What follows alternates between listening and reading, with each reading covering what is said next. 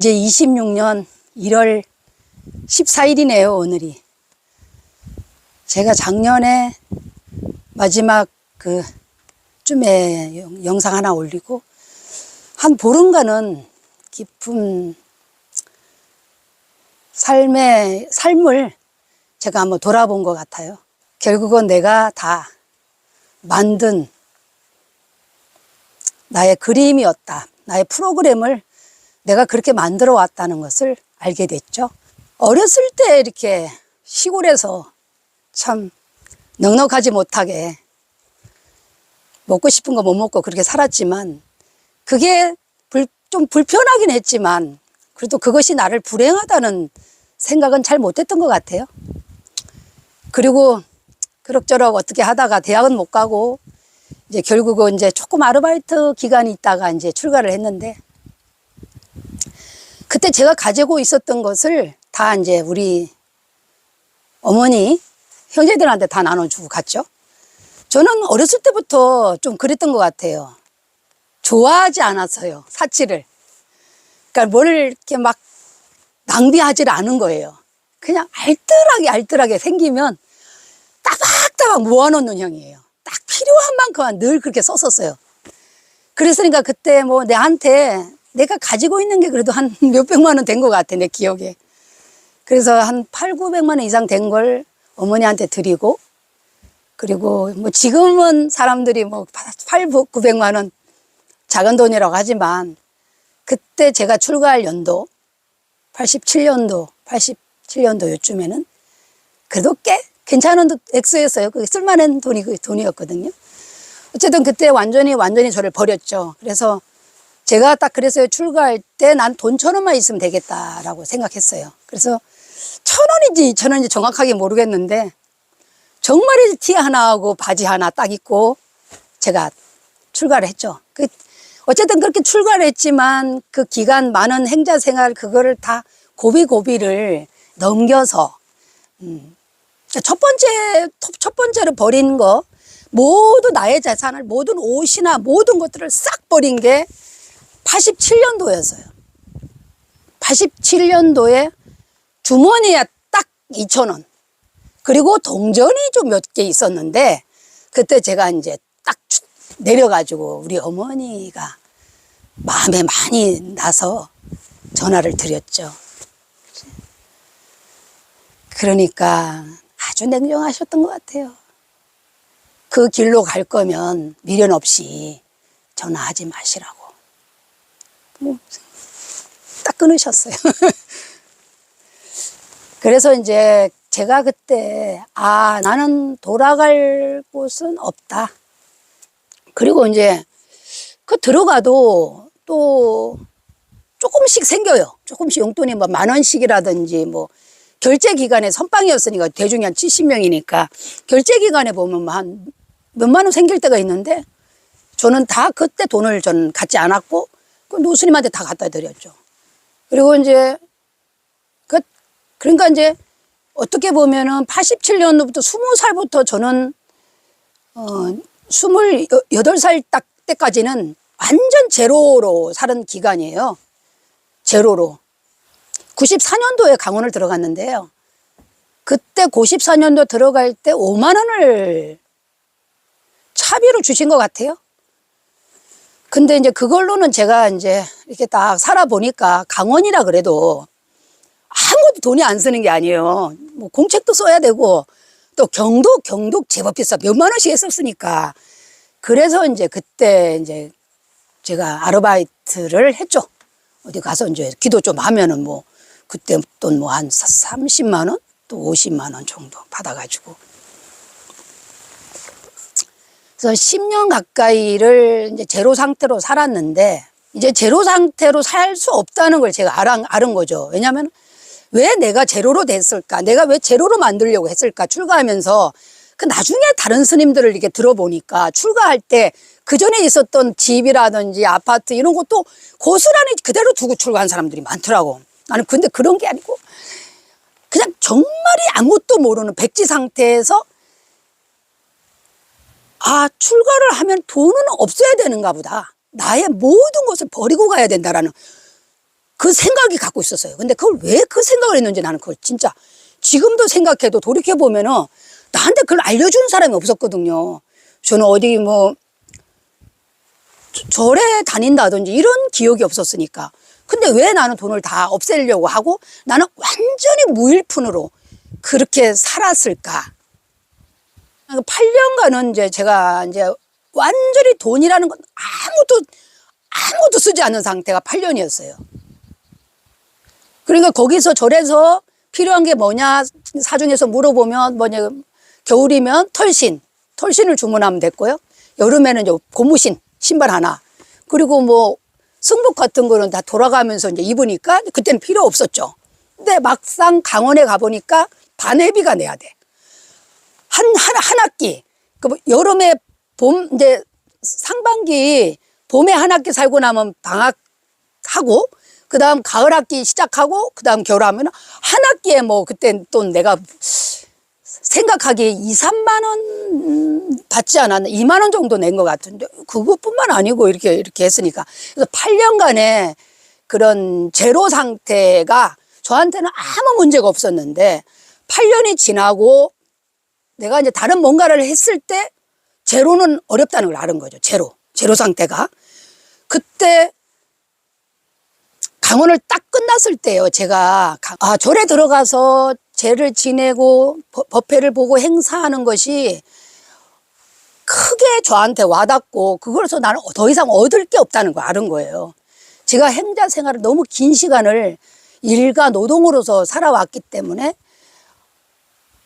그걸 돌아가서 다시 그걸 반복하고 싶진 않았어요. 뭐 신도들이 오면 음식 챙겨드리고 뭐 제를 준비하고 행사를 하고 하는 것들이 저한테 더 이상은 이제는 거기서 벗어나야겠다라는 내가 생겨가지고 그래서 이제 그때 강원에서 졸업을 할 무렵 4학년 때 이제 결심을 한 거죠. 한 6개월 남겨놓고 내가 수능을 봐서 대학을 가야겠다는 생각을 했어요. 근데 그때 제 수중에 돈이 있는 게요. 한 5만 원에서 6만 원 정도 있었던 걸로 알고 있어요. 그때 통장도 없었고요. 그냥 돈을 그때 이제 조금 아르바이트 때 생긴 돈으로 애비 내고 공책 같은 거 좀 사고 필요한 거 사고 그 남은 걸 냈는데 그때 내가 대학을 가면 학비는 얼마고 얼마를 내야 되며 기숙사 생활은 어떻게 하며 그런 거에 대한 거 일체 생각을 안 했어요. 저는 아무것도 안 하고 그냥 나는 내 생각만 한 거야. 무슨 생각? 나는 다시 절에 들어가서 그렇게 막 노스님들 모시면서 법회만 보고 뭐 공양만 챙기고 그런 삶들이 그게 나한테는 이제 별 의미 없이 다가왔어요. 10년이 이제 그렇게 됐으니까요. 그래서 이제 97년도에 제가 결심을 해요. 동대를 가야겠다고. 대학 공부라는 것은 그 앞전에 내가 고등학교 때 체력 점수가 20 만점이고요. 그 뒤에도 해도 만점이 받았어요. 그래서 그때는 체력 점수가 또 20점인가 있었거든요. 그랬고 문제집만 좀 한번 풀어보고 가자 뭐 이런 생각을 했어요. 근데 참 신기하죠. 그냥 합격을 하더라고요. 정비생이었으니까 혜택을 받죠. 그래서 근데 그때 제가 아무 수중에 아무것도 없었을 때도 학비를 걱정을 안 했어요. 학비가 얼마라는 생각도 안 해봤어. 근데 그냥 합격되느냐 안 되느냐만 생각한 거야. 그러니까 합격이 됐어요. 합격이 돼가지고 그러면 그래서 마지막으로 대구에 있는 모 사찰에 가서 그때 100만 원인가를 준 것 같아요. 그래서 열심히 한 달을 열심히 해주고 그 돈이 기숙사 들어가고 하는 돈이 좀 부족했겠죠. 부족했는데 그때 마침 제가 무슨 장학금을 좀 받게 된 것 같아가지고 어쨌든 그래가지고 이상하게 학비 걱정 안 하고 대학을 바로 들어가게 된 거죠. 그래서 그렇게 생각이 들어요. 내가 의식에서 원하는 것은 된다는 거죠. 제가 그렇게 생각이 들더라고요. 내가 마음을 내지 않았다는 거죠. 내가 만약 알고 세상을 사찰이 좀 편안한 곳을 내가 미리 선택을 했다면 편안하게 수행생활도 할 수 있지 않았겠나. 근데 전혀 무지한 상태였으니까 고행할 수 있는 데만 골라서 다녔죠. 예, 다 몸으로 때운 거예요, 몸으로. 그래서 그 8년간의 그 몸으로 했던 몸의 수행이 근데 지나고 나니까 그게 공짜는 아니었다는 생각이 좀 들었어요. 공짜는 아니었다는 거. 왜 공짜는 아니었냐면 내가 뭔가를 원하면 그게 다 딱 되더라고요. 이상하게. 또 대학을 졸업하고 들어가려고 하는 사찰에 큰 사고가 났어요. 그래서 그 사찰에 나는 들어갈 수 없는 입장이 됐죠. 그래서 마음속으로 그랬죠. 나 반항 하나를 풀고 편히 쉴 곳을 나는 지금 좀 원한다는 생각을 16년 만에 한 것 같아요. 17년 만에. 토굴에서 좀 있어 봐야겠다. 근데 별 노력을 하지는 않았어요. 내 대학에 있는 동기가 지나가는 말로 그러더라고요. 스님, 폐사지가 있는데 거기 혹시 들어갈 의향이 있느냐 이렇게. 그때 다시 제가 가졌던 모든 것을 몽땅 다 거기다가 폐사지니까 도배도 해야 되고 살아야 되잖아요. 그냥 곰팡이 덩어리니까 마지막으로 내가 가진 돈을 거기다 또 올인을 했어요. 그래서 다시 공으로 돌렸죠. 공으로 돌리고 2년간은 정말 공이었어요. 참으로 아무것도 없었거든요. 근데 거기에는 농사 지은 것도 없고 뭐 먹을 게 정말이지 없더라고요. 그래? 근데 눈이 막 많이 쏟아지고 눈이 내리니까 해발 한 500고지 되는데 내려가기도 지금 같으면 막 그냥 반항지고 뛰어 내려가서 뭐라도 먹을 거 사들고 왔을 텐데 그때는 그냥 아무것도 안 먹으면 안 되겠나. 뭐 그냥 쌀을 좀 씹지 뭐 그런 마음이 들더라고요. 그래서 그 겨울부터 이렇게 이제 안 먹고 살아보려고 생각을 했는데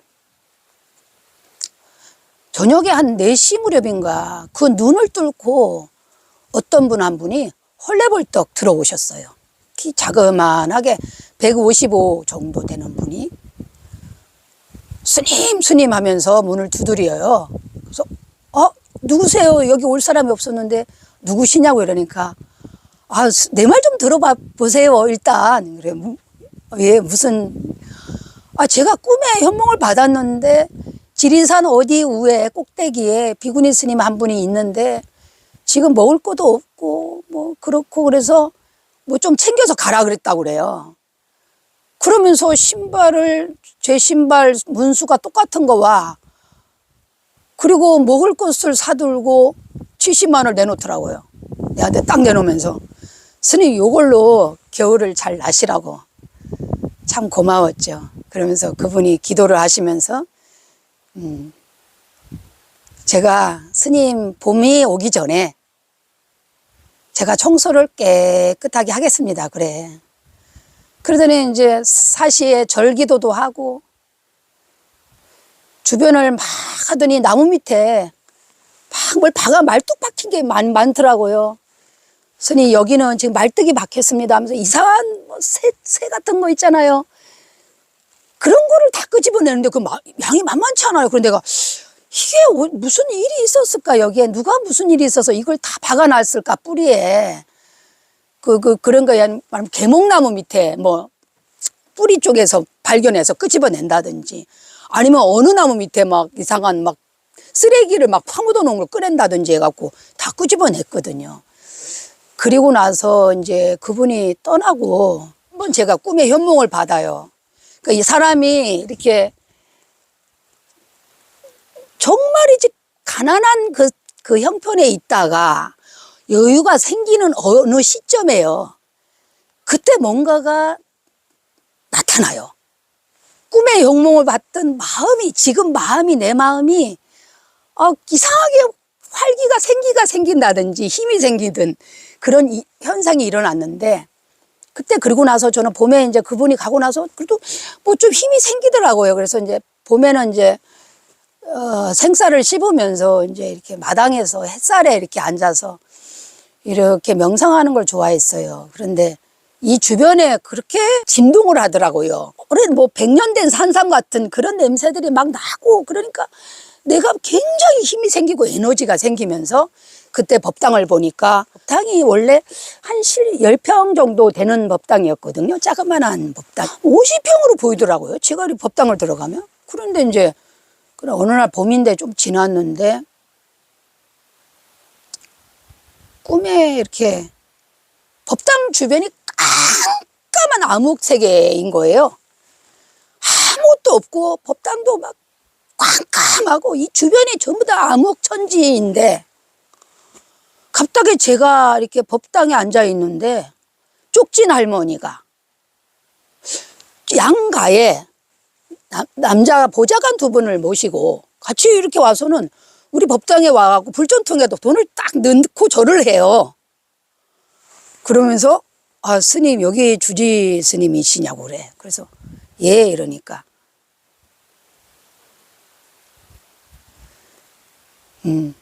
걱정하지 마시라고. 그러고는 이제 절을 하고 이렇게 가는데, 출발해서 가는데 이 법당 주변하고 전부 다 꽃으로 막 환하게 주변이 다 이렇게 환하게 밝아지더라고요. 그러면서 사람들이 길을 잃어갖고 어쩌다 오는 게 아니고 길을 잃고 오게 되고 자꾸 손님들이 오기 시작하는데, 어느 날 보니까 손님들이 제법 와요. 그리고 제가 뭐 한마디만 하면은 다 따라요. 그리고 그게 다 되더라고요. 그러니까 제가 그때는 정말 순수했다는 걸 제가 느꼈어요. 제가 살아온 저의 발자취를 저는 이렇게 한 번씩 이렇게 제가 거꾸로 이렇게 들어가 보거든요. 그러면 저는 사실 진짜 욕망이 없이 살았어요. 그리고 지금까지 저도 제가 부유하고 좋은 사람을 좋아했느냐? 그렇지 않다는 거예요, 제가. 정말로 그 사람의 순박하고 순수하고 가난한 사람들 제가 다 도와주고 싶고 좋아했더라고요. 그런 사람들이 어떻게 저렇게 욕망 없이 살아왔지 참 대견하다는 생각으로 그렇게 했는데, 다운 사찰을 정식으로 살은 게 4년인데 그때 제가 돈을 쓸 줄을 모르잖아. 저는 외부에 가서 돈을 쓸 줄 모른다니까. 딱 필요한 것만 써요. 과일이 필요한 과일, 떡을 좀 공양 올리면 떡, 그거 말고는 안 쓰는 거예요.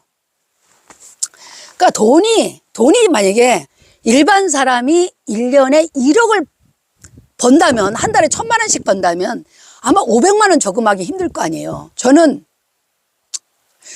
100만 원이 생기면요 80%를 저금을 하더라고요. 80%를. 그러니까 전기세하고 전화세만 내면은 끝났지. 그때 전기요금이 한 3, 4만 원이 나왔고요. 전화는 핸드폰이 저는 그때는 없었으니까 전화요금이 뭐 3, 4천 원? 10,000원 안쪽이었으니까. 공과금 다 해봐야 5만 원 정도? 그렇게 냈죠. 건강보험료는 거의 안 낸 것 같아요. 한 500원 냈나 하여튼간. 그래가지고 그때가 IMF 시대였어요. 근데 그때 IMF라서 나는 어렵다는 게 아니고, 돈이 생기면 자꾸 돈이 모이니까 맡기니까 이자를 8%를 주더라고요. 농협에다가 농축협 거기에다 맡기니까 자꾸 이렇게 돈을 주는데, 나중에는 제가 VRP 통장을 나한테 건네주는 거예요. 나는 그게 뭔지도 몰랐어요. 나도 모르게 자꾸 500만 원씩, 1,000만 원씩, 자꾸 1,000만 원씩 자꾸 돈이 모이고 있었던 거예요. 몰랐죠.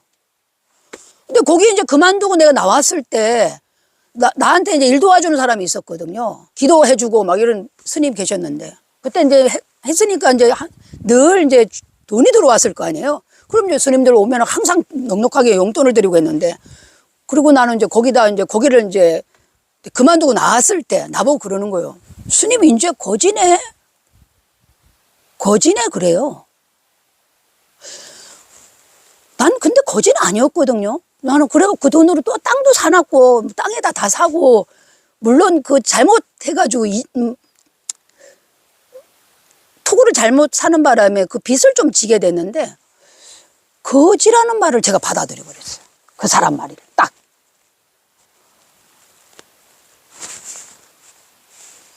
내가 부유함을 몰랐던 거죠.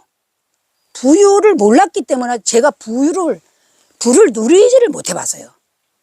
누리지를 못한 거예요. 그래서 여기 땅을 사고 내가 여기서 뭔가를 하려고 마음만 먹으면 할 수는 있었는데 제가 그 가난을 계속 끌어들인 거예요. 아는 거예요. 그리고 즐긴 거예요. 그 가난을. 그래서 어느 날 그리고 나서 이제 겨우겨우 어떻게 이제 그 있는 돈을 잘 해가지고 이제 그쪽에 한번 청산 빚을 한번 싹 갚고 나서요. 이리저리 하니까 또 나한테 돈이 한 5천만 원 있는 거예요.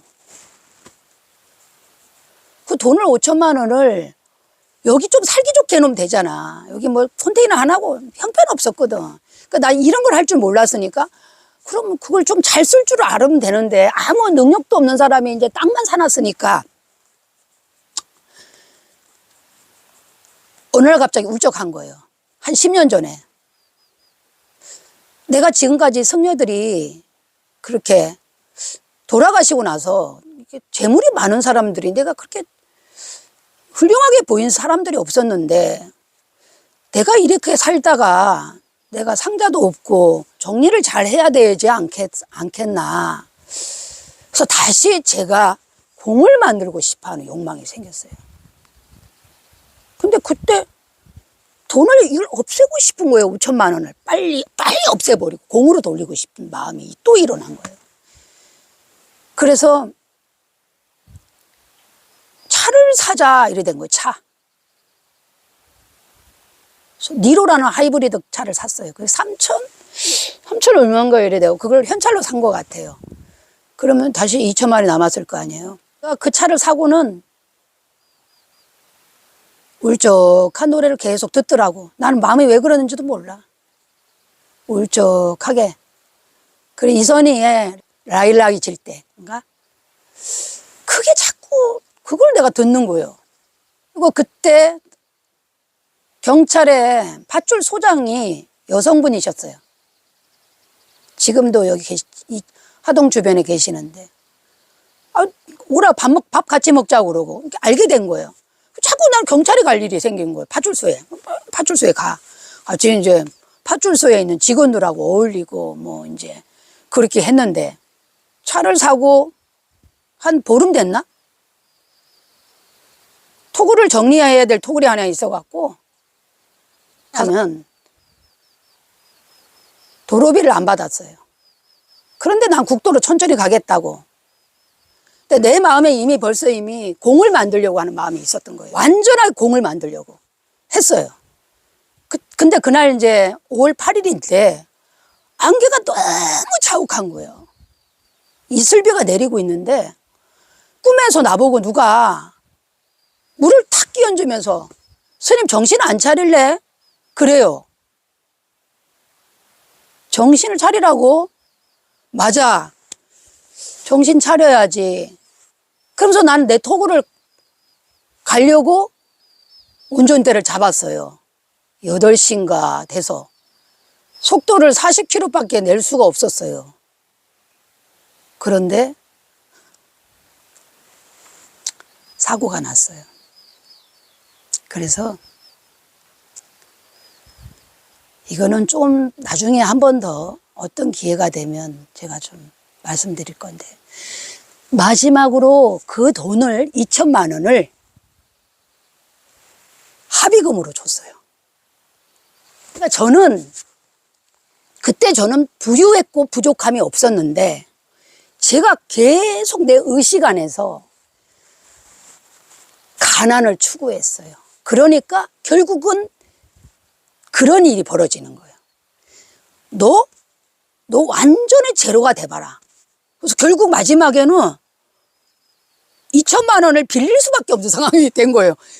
그냥 완전 제로가 아니고 마이너스 인생으로 제가 떨어져 버려요. 마이너스에서 근데 제가 왜 부도가 안 나냐면은요. 땅을 가져도 제가 그대로 땅을 다 지키고 있었던 거는 그동안에 무수한 사람들이 저를 돈이 좀 있으면 공사하겠다 그러고 돈 뜯어먹고 가버리고 했는데 왜 되냐면 저는 불필요한 돈을 안 쓰는 거예요. 그러니까 돈이 다 망하고 모든 것이 다 없어져도 저는 늘 땅은 안 팔아먹고 가지고 있었던 거예요. 그러니까 그걸로 또 일어서고 이렇게 되는 거예요. 늘 그렇게 되더라고요. 그래서 내가 만약에 그때 그 상황에 사고가 나고 내가 어려웠을 때 그때 땅을 팔아서 막 싸게 어떻게 팔아서 하면은 나는 정말 그야말로 아무것도 없는 정말 제로 상태로 갔을 텐데 제가 늘 무한대로 있게 된 것, 그것은 늘 제가 항상 내가 원하면 가질 수 있다는 그 희망회로는 늘 가졌었던 것 같아요. 그리고 어렵다는 생각은 안 했고 그런 일이 있어도 먹을 거는 늘 풍족하니까 그때 그런 생각을 했죠. 내가 한 10년간에 무힘으로 열심히 참 새벽 3시 반부터 눈을 떠서 저녁 6시 예불 시간까지 참 그 사찰을 위해서 그 사찰이 참 불사를 하고 기와불사를 하고 했었던 것을 도와줬었던 가장 밑바탕에 나는 그걸 영양분이 되었던 거죠. 거름 역할을 참 잘 했는데 그것이 공짜는 아니었구나 이런 생각을 해요. 제가 왜 이런 말을 하냐면은 어떤 사람은 사람들이 어려운 사람들 많이 접하게 되고요. 요즘은 영상을 틀어도 어렵게 사는 사람들을 들어보면은 그래 이해는 돼요. 모든 시작점은 자기 내면에서 만들어냈다라는 걸 꼭 명심해야 돼요. 그래서 내 내면이 풍요롭느냐 아니면 내면이 매 어디 가서 얻어물 생각이나 하고 어디 빌부터 갖고 어디 좀 해볼까 하고 남을 좀 내가 이익되는 게 뭐 없을까라고 생각하고 이렇게 살아가는 것은 결국은 그게 자기 자신한테로 돌아온다라는 거. 모든 사람들이 우리 집에 와서 나한테 본인들이 필요한 것을 다 얻어가도 나는 내가 항상 또는 모든 사람들이 와서 이렇게 하고 가도 늘 풍요로움이 있었어요. 자신이 있었고 늘 그랬어요. 병원연은 불타는 말이잖아요. 불타는 말은 더욱 분주하겠다라는 말을 내포하고 있어요. 그리고 말이 불이 타잖아요. 그러면 분주할수록 정열적으로 뭔가 불이 한번 세게 일어나면 산불이 일어나면 걷잡을 수가 없지 않습니까? 예, 그러면 두 가지가 다 가면 빛도 걷잡을 수 없이 늘어날 수 있고요. 부유도 걷잡을 수 없이 늘어날 수 있고 그리고 만약에 산불이 났다 하면은 구제불능으로 산불이 날 수도 있는 그런 불타는 병원연 아닙니까? 그래서 왜 제가 경험을 이야기하느냐 하면은 우리가 역사를 보면은 역사를 되돌아봐서 우리가 교훈을 얻지 않습니까? 그렇듯이 저는 그렇게 굳이 밖에서 어디에서 답을 찾으려고 하지 않아요. 답은 내가 다 갖고 있다라는 거. 나의 내면에 내가 살아온 삶을 한 번만 제대로 한 번만 역순으로 들어가 보면 나의 문제점은 내가 스스로 다 해결할 수 있다라는 다 자기가 알고 있다라는 거예요. 그래서 상담을 해보면은요, 모두 다 상담을 받으러 오는 사람들이 자기의 원인은 본인이 알고 있어. 자각을 못 한다는 게 문제예요. 그래서 의식 안에서 자기 마음에 속으면 안 돼. 현실도 철저하게 알아야 돼요. 분명하게 알아야 돼. 그 자기 감정에 속으면 안 된다니까. 이런 말 있잖아. 깜깜이 소비를 하면 안 된다는 거. 자기가 필요한 것, 정확하게 필요한 것을 정확하게 필요한 거 몇 번을 반복해서 느껴보고 그때 딱 하는 거지. 그거 좋아 보인다고 휙 쇼핑해버려. 요즘 너무 쇼핑이 좋은 세상 아닙니까? 저도 그런 느끼는데, 그러면 거기에 쇼핑백 안에 넣어놨다가 진짜 그 지나고 나서도 그게 맞는지 아닌지 확인하고서 해야 되잖아요. 그 불필요한 쇼핑을 필요한 건 해야 되지만 불필요한 것을 안 하는 게 좋은 거죠. 그래서 제가 쓰는 소비가 거의 이제 지금은 먹는 거. 하루 한 끼니까 먹는 소비. 그 제철 음식 소비. 뭐 제철에 만약 야채라면 뭐 미역, 신선한 미역, 생미역, 뭐 파래, 아니면 뭐 아주 귤이나 신선한 뭐 사과. 하여튼 제철에 있는 것들. 그러니까 지금 바로 지금 여기에서 내가 부를 가질 수도 있고 가난을 내가 끌어당길 수도 있어. 그 자기 감정인 거예요. 제가 가난을 끌어당겨 봤잖아요. 저는 계속 버리려고만 해왔거든. 지금까지. 제일 중요한 거는 내면에 나와 현재 의식이 조화를 이루는 것, 균형을 잡는 것이 가장 중요하다. 이런 생각을 합니다. 삶에서 느꼈던, 제가 오류를 범했던 어떤 것들을 그걸로서 한번 생각하는 그런 영상을 될 수 있으면 제가 경험을 기반으로 해서 이야기를 하려고 합니다. 이제 곧 2월이면 이제 음력으로도 1월 1일 설이 되겠죠? 지금 제가 드릴 수 있는 말은 딱 하나밖에 없어요. 지금 마음을 잘 살펴라. 예, 하동에서 승주였습니다.